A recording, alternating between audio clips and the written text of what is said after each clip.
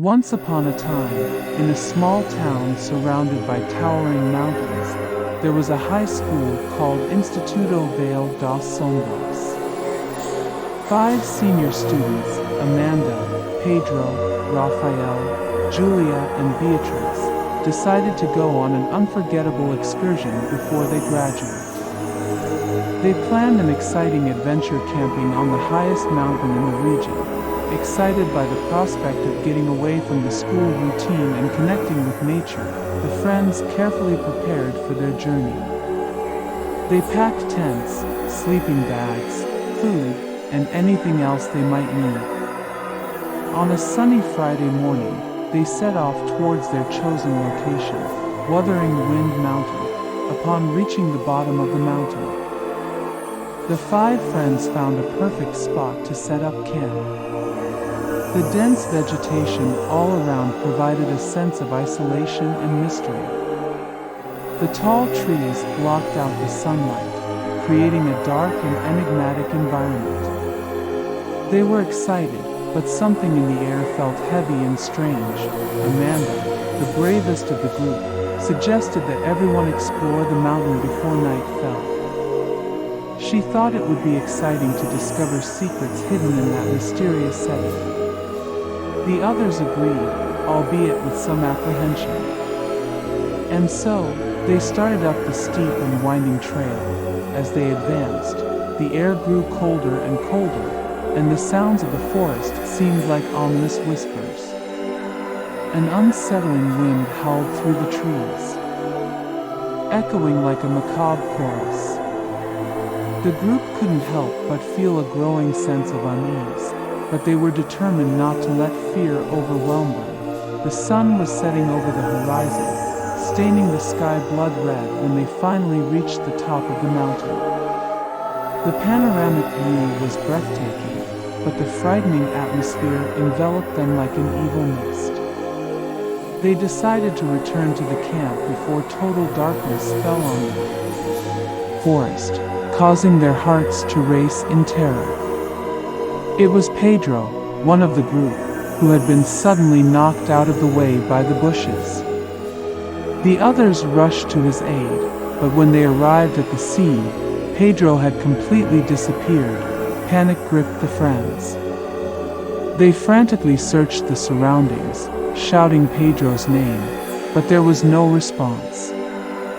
Suddenly, a horrible thud drew their attention. As they approached, they were faced with a scene of indescribable horror.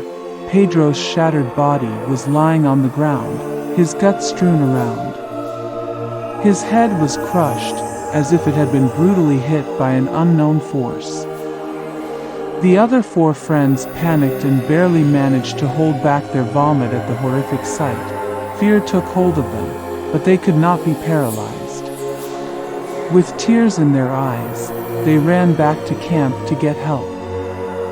However, as they made their way through the darkness, one by one, they began to disappear.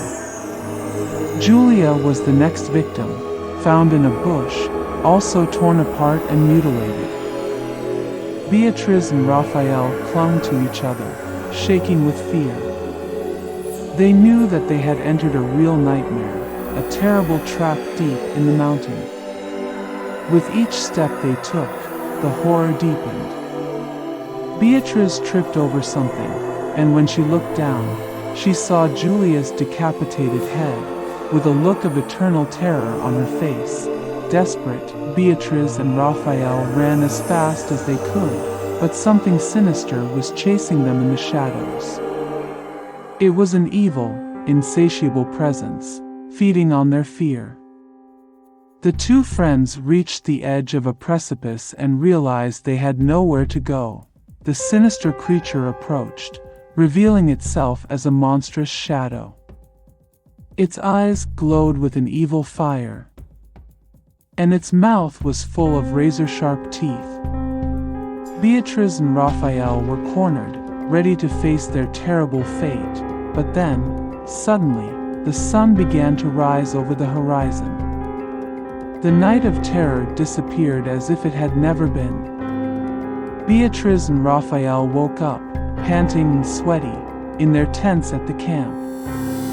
It was just a collective nightmare, a terrifying event that occurred only in their minds. Relieved, they rushed to the other friends' tents and found them alive and well. They all shared the same horrible experience in their dreams. Relief mixed with confusion, and they hugged each other, grateful that it had all been just a terrible illusion. The 5 friends decided to abandon the idea of exploring the mountain and returned home early. They never spoke of that terrible night again, but the memory of the horrors they faced was etched in their minds forever. Since then, the Shadowdale Institute has never sent students to camp at Wuthering Wind Mountain. The dark secrets that involved that place remained hidden, while the 5 friends tried to leave behind the nightmare that constantly haunted them, and so, the story became a local legend, a horror tale passed down from generation to generation. No one dared to challenge the mountain anymore, for fear of awakening the horrors that slumber within it. And those 5 friends carried the burden of their haunted memories for the rest of their lives.